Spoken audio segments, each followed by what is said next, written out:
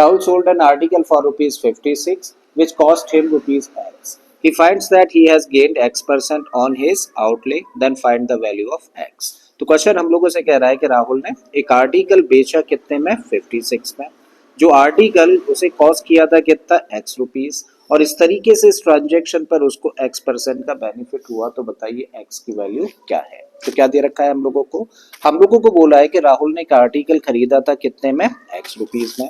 इसका मतलब हम लोगों को सीपी दे रखी है कितनी X रुपीस, और उसने बेचा आर्टिकल को कितने में 56 में। इसका मतलब हम लोगों को एसपी दे रखी है, और एसपी कितनी है 56 है। साथ में हम लोगों को दिया है गेन परसेंट।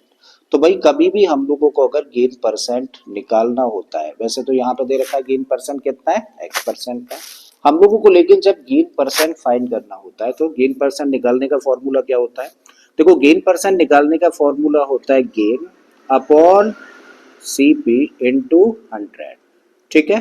और गेन हम लोगों को दे रखा है कितना X। तो भाई गेन निकालने का फॉर्मूला होता है ये। और अगर इस क्वेश्चन को हम लोगों को आगे लेकर चलना है तो किसकी जरूरत पड़ने वाली है, गेन निकालने की जरूरत पड़ने वाली है। तो गेन हम लोग कैसे निकाल सकते हैं भाई, गेन कैसे निकाला जाता है, तो gain equal to S P minus C P, ठीक है। गेन तभी होगा जब एस पी ज्यादा होगी सीपी कम होगी, ठीक है। तो एस पी यहाँ पर कितना है, एस पी है 56 और सीपी हम लोगों को दे रखी है कितनी एक्स है। तो भाई हम लोग चाहे हैं तो गेन की जगह पर यहाँ इस फॉर्मूले में क्या रख दें 56 माइनस एक्स, चलिए रख देते हैं। तो यहाँ पे हम लोगों ने रखा 56 minus x in a bracket upon CP, और सीपी हम लोगों को पता है कितनी है एक्स है, इनटू में 100 है and this equal to X. सबसे पहला काम क्या करो, इस एक्स को कर दो ट्रांसपोज, क्योंकि एक्स डिवीजन में था, ट्रांसपोज करेंगे तो मल्टीप्लाई करेगा। और साथ में क्या करिए 100, क्योंकि इस ब्रैकेट के बाहर है तो 100 का मल्टीप्लाई इन टर्म्स में कर दीजिए। तो 100 का मल्टीप्लाई जब 56 में करेंगे तो बन जाएगा 5600 माइनस का साइन है रख दिया हम लोगों ने। 100 का मल्टीप्लाई x में करेंगे तो बन जाएगा 100x and this equal to x का मल्टीप्लाई x के साथ करेंगे तो x स्क्वायर। अब इन दोनों टर्म्स को इधर ट्रांसपोज कर दीजिए। तो x स्क्वायर ऑलरेडी है तो इसको तो ऐसे ही रखा, ये ट्रांसपोज किया है नेगेटिव टर्म है तो प्लस में चला जाएगा, तो प्लस का 100x और ये माइनस में जाएगा 5600 इक्वल टू क्या बचा 0 बचता है। अब देखिए हम लोगों के सामने जो इक्वेशन बन रही है एग्जैक्टली कैसी फॉर्म है, ax square plus bx plus C equal to 0 जैसी फॉर्म है। मिडिल टर्म को स्प्लिट करते हैं, और मिडिल टर्म को स्प्लिट करने के लिए क्या करते हैं हम लोग भाई, कोफिशिएंट ऑफ एक्स स्क्वायर जो कि यहाँ पे कुछ नहीं है तो 1 है, और कांस्टेंट टर्म यहाँ पे क्या इंक्लूडिंग साइन माइनस है, हम लोग इन दोनों का करते हैं मल्टीप्लाई। तो जब 1 और माइनस 5600 का मल्टीप्लाई करेंगे तो प्रोडक्ट आएगा माइनस का 5600। याद रखिए प्रोडक्ट कैसा है, प्रोडक्ट नेगेटिव है। तो हमें क्या करना है, इस 5600 को फैक्टराइज करना है। तो चलिए करते हैं।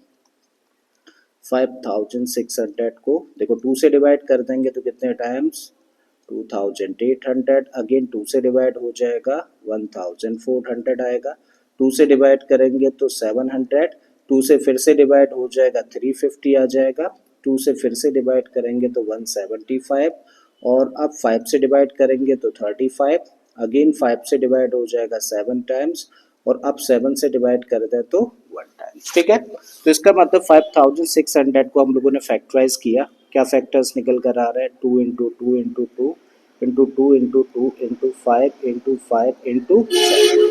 तो भाई ये सारे के सारे फैक्टर्स हैं किसके 5600 के, ठीक है। हमें क्या करना है, इन फैक्टर्स के दो पार्ट्स करने हैं सच दैट कि एक पार्ट में से दूसरे को क्या करना है माइनस, और माइनस करके क्या लेके आना है x के साथ लिखा गया नंबर यानी कि 100 हम लोगों को चाहिए, ठीक है। तो चलिए करते हैं इनके दो पार्ट्स। तो भाई पहले पार्ट में हम लोग देखिए क्या लिख सकते हैं, फर्स्ट पार्ट में 2 2 जा 4, 2 जा 8 और इनटू में 4, तो कितना बन जाएगा, ये बन जाएगा 40। और दूसरे पार्ट में हम लोग ले रहे हैं 2 इंटू 2 इंटू 5 इंटू 7, ठीक है। और इन सबको मल्टीप्लाई करें तो क्या बन गया 140, और 140 में से अगर 40 को माइनस कर दें तो आ जाएगा ना 100, ठीक है। और वेरिएबल क्या है x है, तो दोनों साइड्स में अगर हम लोग x से मल्टीप्लाई कर दें तो हम लोग 100x की जगह पे क्या लिख सकते हैं 140x माइनस 40x लिख सकते हैं, ठीक है। तो चलिए लिख देते हैं। तो भाई हम लोगों ने यहाँ पे X square as it is रखा, और 100x की जगह पे हम लोग लिख रहे हैं 140x माइनस का 40x माइनस का 5600 as it is and this equal to 0। अब देखो इन दो टर्म्स में क्या कोई चीज कॉमन है, तो आप कहेंगे x कॉमन है, तो चलिए x कॉमन ले लिया, तो क्या मिलता है हम लोगों को x प्लस यहाँ से क्या बचा 140, ठीक है, माइनस का साइन रखिए। अब इन दो टर्म्स में देखें तो क्या कॉमन है, 40 कॉमन है, 40 से ये भी डिवाइड होता है, 40 से ये भी डिवाइड हो जाएगा, तो हम लोगों ने यहाँ पर 40 कॉमन लिया, और जैसे ही कॉमन लिया तो इस टर्म में क्या रहेगा x, और इस माइनस की वजह से माइनस क्या हो जाना है, प्लस हो जाना है, और इसको अगर हम लोग 40 से डिवाइड कर दें तो क्या मिलेगा हम लोगों को 140 and this equal to 0। Now there are two terms, एक तो ये और दूसरा ये, इन दोनों टर्म्स में क्या कॉमन है, इन दोनों टर्म्स में भाई कॉमन है x प्लस 140, चलिए ले लिया हम लोगों ने कॉमन, तब क्या बचेगा, इस टर्म में से मिलेगा हम लोगों को x माइनस का साइन रखिए, और यहाँ से हम लोगों को मिलेगा 40 and this equal to 0। Now the product of two expressions is 0, जो कि तभी पॉसिबल है जब दोनों में से कम एक 0 है। सो दिस इम्प्लाइज कि या तो x प्लस 140 0 के बराबर है, या फिर x माइनस 40 0 के बराबर है।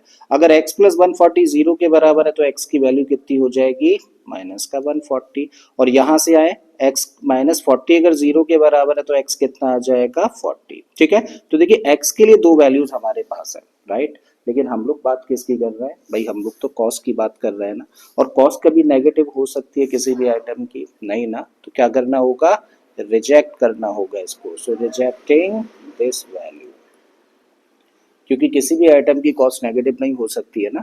इसका मतलब क्या सही आंसर है, therefore x equal to 40 is the correct answer, मतलब उस आर्टिकल की सीपी क्या थी, उस आर्टिकल की सीपी थी 40, ठीक है। तो मुझे उम्मीद है कि आप लोगों को क्वेश्चन अच्छे से समझ आ गया होगा। अगर ऐसा है तो प्लीज वीडियो को लाइक कर दें, चैनल को सब्सक्राइब कर लें, और बाकी इसी तरीके के क्वेश्चंस के लिए प्लेलिस्ट में चले जाइए, तमाम प्लेलिस्ट भरी हुई है इस तरीके के क्वेश्चन से। मैं फिर से आता हूँ इसी तरीके के एक और वीडियो लेक्चर के साथ में, till then keep learning and thank you for watching this video.